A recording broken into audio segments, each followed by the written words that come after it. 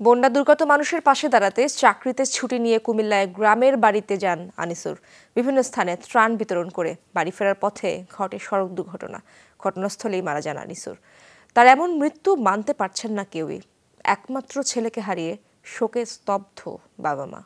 250-টিরও বেশি design option নিয়ে Walton smart fridge, বোঝে আপনার প্রয়োজন।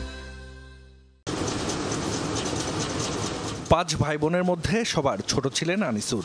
পরিবারের মধ্যমণি সেই আনিসুর সড়ক দুর্ঘটনায় পাড়ি জমিয়েছেন না ফেরার দেশে। একমাত্র ছেলেকে হারিয়ে দিশেহারা বাবা মা।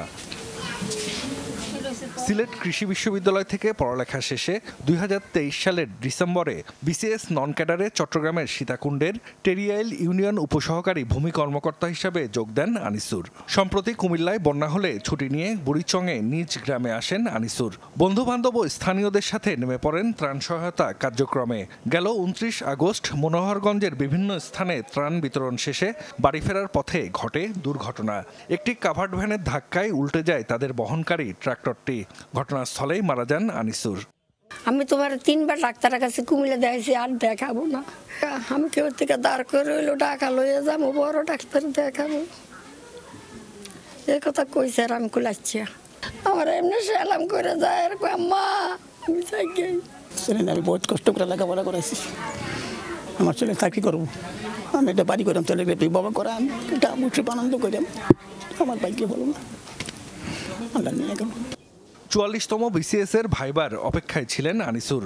তার স্বপ্ন ছিল বাবা মায়ের জন্য নতুন বাড়ি বানাবেন। এলাকার মানুষের সুখে দুঃখেও পাশে থাকতেন আনিসুর। স্বপ্ন ছিল যে তার ফ্যামিলিটা অনেক ভালো একটা জায়গা যাবে। আমি নিজে বিয়ে করছি, আমি তাকে বলতাম যে বন্ধু তুই বিয়ে করস না কেন, বিয়ের তো বয়স হয়ে গেছে। তো সে বলতো যে বন্ধু আমি আসলে আগে বাসায় একটা ঘর তুলবো, এরপর আমি বিয়ে শাদী করবো।